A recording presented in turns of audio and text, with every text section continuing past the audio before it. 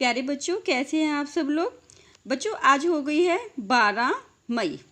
तो कल मैंने आप लोगों को कराया था बच्चों एकाधिकार बाजार यानी कि मोनोपोली। आज मैं आप लोगों को करवाऊंगी एकाधिकारात्मक प्रतियोगिता, जिसको हम इंग्लिश में कहेंगे मोनोपोलिस्टिक कंपटीशन। अब देखिए, जो एकाधिकारात्मक प्रतियोगिता या फिर एकाधिकारात्मक जो बाजार होता है वो पूर्ण प्रतियोगिता और एकाधिकार बाजार के बीच की स्थिति होती है। ठीक है ना। तो मतलब ये है कि सिर्फ एक ही वस्तु का उत्पादन हो रहा है और ना ही यही ऐसा है कि समरूप वस्तु का उत्पादन हो रहा है। ठीक है, तो ये बीच की स्थिति है।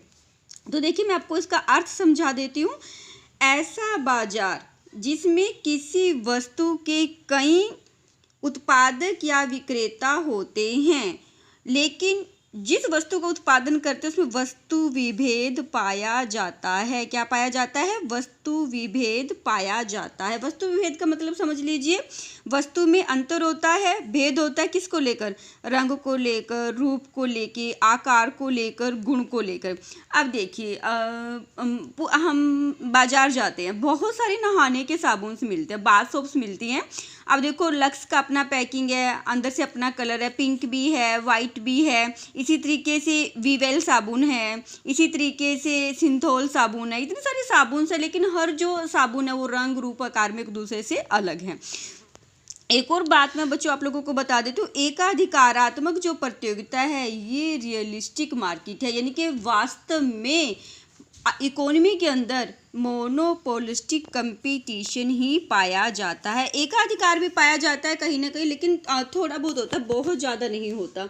ठीक है। और जो पूर्ण प्रतियोगिता वो तो एक काल्पनिक सी स्थिति है, यानी कि पूर्ण प्रतियोगिता कहीं अवेलेबल है। कभी देखा है कि एक ही तरीके की वस्तुएं भी, एक ही तरीके की चप्पल मिल रही है मार्केट में, एक ही तरीके का कपड़ा मिल रहा है, एक ही प्रकार का जूता मिल रहा है, ऐसा कुछ नहीं है। ठीक है। तो जो पूर्ण प्रतियोगिता है वो एक काल्पनिक स्थिति है, जबकि जो एकाधिकारात्मक प्रतियोगिता है ये वास्तविक स्थिति है। वास्तव में अर्थव्यवस्था के अंदर मोनोपोलिस्टिक कंपटीशन ही पाया जाता है। अब मैं आपको इसकी विशेषताएं करा देती हूँ बच्चों। सबसे पहले अधिक विक्रेता एवं क्रेता। आप इसे व्याख्या करेंगे कि एकाधिकारात्मक बाजार में पूर्ण प्रतियोगिता बाजार की तरह ही किसी वस्तु के बहुत सारे विक्रेता होते हैं और बाजार में उस वस्तु को खरीदने के लिए बहुत सारे क्रेता पाए जाते हैं। उसके बाद वस्तु विभेद। एकाधिकारात्मक बाजार की बहुत बड़ी विशेषता है कि इसमें वस्तु विभेद पाया जाता है, अर्थात हरेक उत्पादक या विक्रेता की वस्तु रंग रूप गुण आकार में अलग अलग होती है। उसके बाद विज्ञापन लागतें, जिसको हम की विक्रय लागत भी कहते हैं।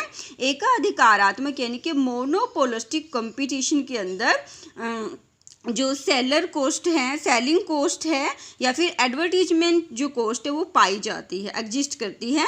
यानी कि आप देखो, हम जब कोई भी टीवी प्रोग्राम देख रहे हैं तो कितनी सारी एड्स आती हैं।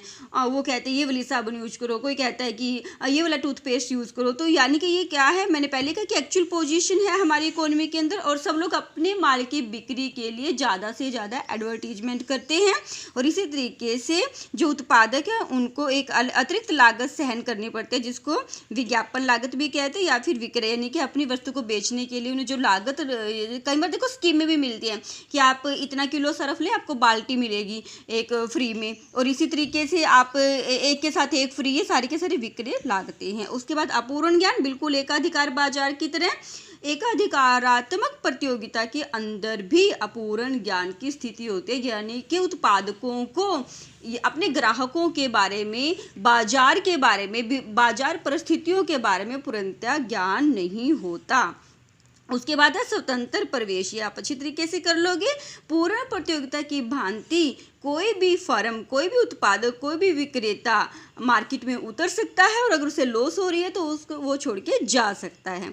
ARMR जो वक्र है वो देखिए कैसे होते हैं, वो लोचदार होते हैं, जबकि मैंने कल करवाया था एकाधिकार में कम लोचदार होते हैं। देखिए बिल्कुल ये Y अक्ष के साथ साथ खड़े हुए हैं, लेकिन कई बच्चों ने देख, जैसे मैंने चेक कर रहे हैं अभी प्रॉपर तरीके से, एक दो बच्चों के शाम को ही आया है, तो जो कल मतलब आप लोगों ने मुझे करके भेजे तो उन्होंने ज़्यादा लोचदार बनाए हुए। लोचदार नहीं बनेंगे एकाधिकार में, वाई अक्ष के समान खड़े खड़े से बनेंगे, ठीक है। जबकि एकाधिकार बाजार के अंदर ये इस तरीके से ज़्यादा लोचदार, यानी कि अगर एक उत्पादक अपनी वस्तु को बाजार के अंदर बेचना चाहता है तो उसे बहुत ज़्यादा कीमत कम करनी पड़ेगी।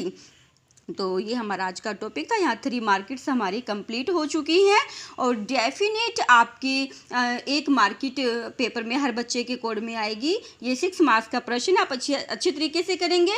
देखिए इसमें आएगा प्रश्न कि एकाधिकार बाजार किसे कहते हैं, what do you mean by monopoly, explain it, या what do you mean by monopolistic competition, explain it. यानी कि हमने इसके फीचर्स देने मीनिंग के साथ, डेफिनेशंस के साथ। अब जब भी आपको बुक्स अवेलेबल होंगी तो आप उसके अंदर डेफिनेशन देखेंगे, चैम्बरलिन की है, मार्शल की है, लेफ्टविच की है। तो हर एक ने पूर्ण प्रतियोगिता, एकाधिकार बाजार, एकाधिकारात्मक प्रतियोगिता की डेफिनेशंस भी दी हैं। तो आप लोगों को पहले बाजार बताना होगा, बाजार किसे कहते हैं, कितने प्रकार के होते हैं। किसी के पेपर में कोई भी मार्केट आए सबको बताना पड़ेगा कि बाजार किसे कहते हैं, उसके कितने रूप है। फिर जो इसके पेपर में जो ऑप्शन आया हुआ है उसे आप लिख के बताओगे मीनिंग के साथ। हाँ, हर एक बच्चे को AR-MR वक्कर जरूर लिखने हैं कि कैसे होते हैं किसी भी मार्केट के अंदर। तो आज का आपका टॉपिक यहीं ख़त्म होता है। धन्यवाद, बेस्ट ऑफ लक।